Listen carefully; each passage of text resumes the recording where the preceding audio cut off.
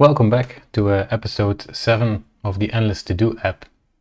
So last episode we made a first working version of our To-Do app where we can add new to-dos and we can check them off. So what I thought we could do today is work on a custom checkbox because the default checkboxes are not very nice looking and not very animatable. So I thought this would be a great opportunity to make one ourselves. And I think for this one, we can use a couple of techniques and technologies that we didn't use before. I'm thinking of we can use CSS keyframe animations. We could use the JavaScript animations and maybe SVGs to create our new checkbox. So yeah, let's get started. So this will be a bit more, the HTML will be a bit more complex. So maybe we can just create a utils function that will help us. So let's start off with a wrapper or container. So we can use our create element function to create a div, and we'll give it a class attribute of, let's say, et checkmark.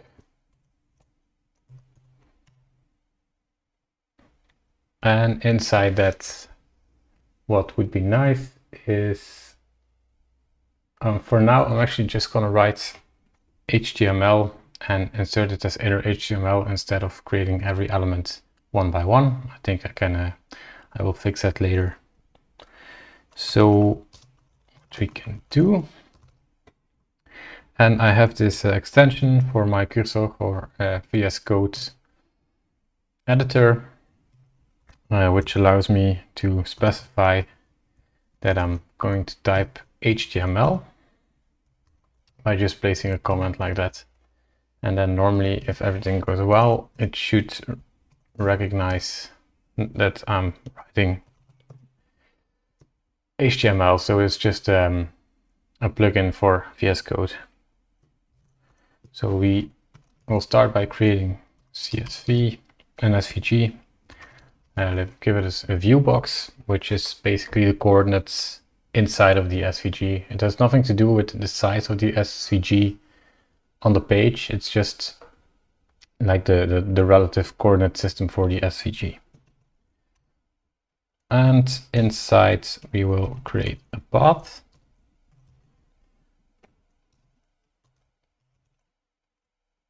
And yeah, let's start with a path.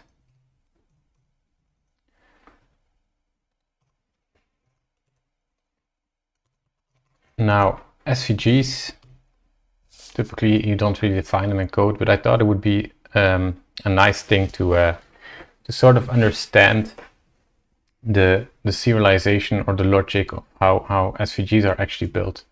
So I found this nice SVG path visualizer app, which I thought could be very useful. So what I want to do is create like a checkmark V shape, but using SVG path, and I want to write it by hand because why not? So what you should know about SVGs is that the coordinate system is, you would maybe expect that the axes are, that 0 would start at the bottom left corner, but most of the time when it goes to screen coordinates, it's actually the opposite. And the coordinate system is oh, can I delete this? The coordinate system is actually usually like this. So I don't know why I can't grab this thing, no problem. So typically it goes like this. So this is your y-axis, this is your x-axis. So 0, 0 would be here, and 1, 1, 2, 2, and so on. So this is like the view box of the SVG. So if we want something to start at 1, 1, or here, then we use 1, 1. If you want to start it at 2, 1 or 2, 2, where we put our points here. So that's important to know. So there's different commands that you can do. So here I have like this curve. Now I want to start with the move command. The move command is just like setting your starting point. So you're not drawing anything, you just say, okay, I want to start there. So in our square of 16 by 16, we want to start somewhere quite low on the left hand side, so we can make the V. So let's say 3 on the x-axis and I don't know, 8 maybe on the y-axis. And now we can't see anything yet, but the visualizer will help us get through this. Now the next part is a quadratic Bezier curve. It's a sort of curve. I'm not going to go into details what it is, but it starts with a Q. By the way, if you use lowercase q or m, you will move relative to the last point. If you use uppercase, the movement is absolute. So if I would now, for example, type 1 with lowercase q, it would start at x4. With uppercase q, 1 is actually 1. So if I'm not mistaken, the first point of the quadratic curve is actually a control point, so it will control how much bend there is. So maybe let's start this at 9 and then go 7 on the x and 12.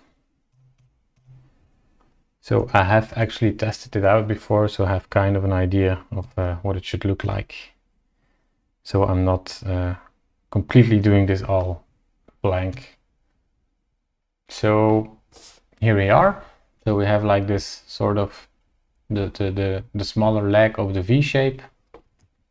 And now we can just draw another curve that goes in the other direction and a bit higher. So for example, we put our control point here. So this is the control point. So 9 on the x-axis because we want it to be quite far, and then 6 on the y-axis. And then we say where our endpoint will be, which would be 15, 3. And then you can see that we have this sort of V shape. So these are the control points, and you can see that the line gets bent towards this control point. Same thing here. So this seems like a good start. So let's copy that. We can paste that in our code like that. And for now, we can, what I also want to do is add a background for our check mark. So I want our check mark to be like a tiny square that can be checked or not. So let's do that. And we'll call it the check mark background. Something like that. And we'll use that. Okay. So now what we can do. So normally what we did before was we created all the separate elements with the create element function. We appended them to the checkbox wrapper or to the parent element. In this case, what you got to do is do this. Now the advantage of creating the elements and appending them one by one is that you have a reference to the element that you have created, so you don't have to look it up in the DOM. In this case, we do not have a reference to our SVG, so that might or might not be a problem. So we put that, the inner HTML equal to this. And then we just return our checkbox wrapper so it can be appended. So like that. Now what we can do is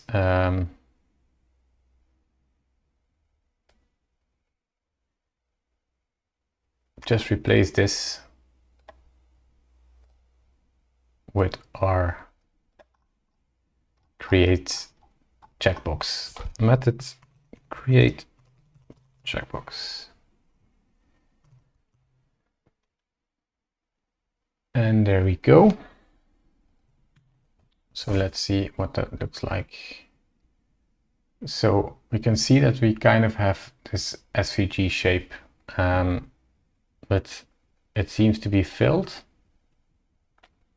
but that's no problem. So the default setting is that it has a black fill, so it tries to fill the inside of the shape instead of just using an outline.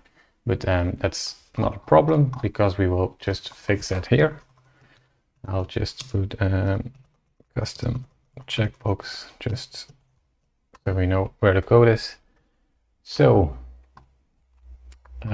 we can start with the et checkmark. And what I'm going to do is I'm going to create a variable for the size so we can resize it very easily. So the checkmark size, let's start with 32 pixels. Now the reason I use this this underscore is because this is like my way of telling that this is more of a privately scoped variable. This will not be used outside of the checkmark element. So there's not really a thing, a way to make private custom properties for CSS or scoped properties, but in this case we can at least make it clear by naming convention what the point is of this one. I'm gonna give it a position of relative because I want our backgrounds later to be absolutes, and that will be relative to this checkmark. We can set the width using our checkmark size. Same for the height.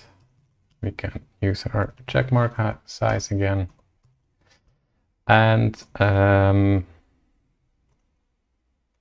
yeah, I think that's it for now. Let's do the SVG. So it can actually just have, I think I can just get away with doing this. I'm not exactly sure, but I'm pretty sure I can just get away by doing this. So let's do that. Yeah, we don't not want to fill, but we do want a stroke, and the stroke is the color. And let's use our primary color for that and give it a stroke width of let's say 2 pixels. I like my line caps to be round. I'm not sure. Stroke line cap, is it round? Yes, it's round. And then the last thing, now let's see what this already does for us. So okay, so now we have this nice custom SVG checkmark. So next I will quickly do the background.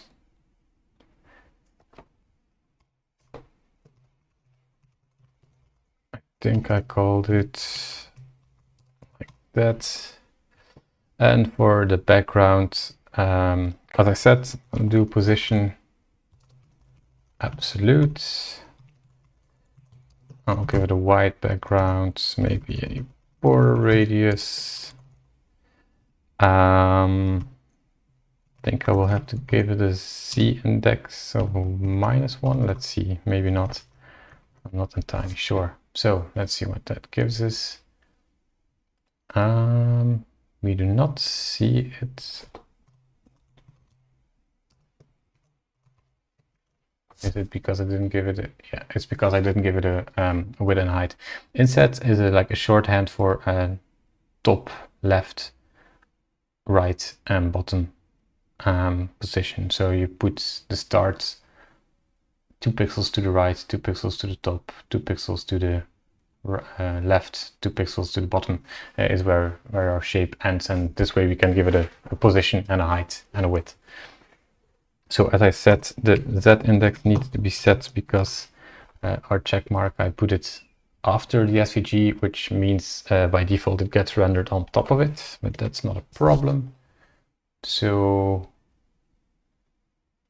I think I would like it if the check mark came out the box a little bit. I think that would make it a little bit more playful, but we have to think about the fact that the size is dynamic. So I want the spacing from the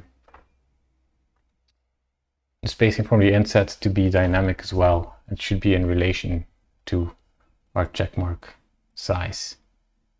So we can use calc to do that. So let me see. We'll take the checkmark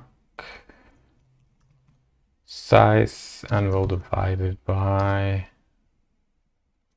4 maybe.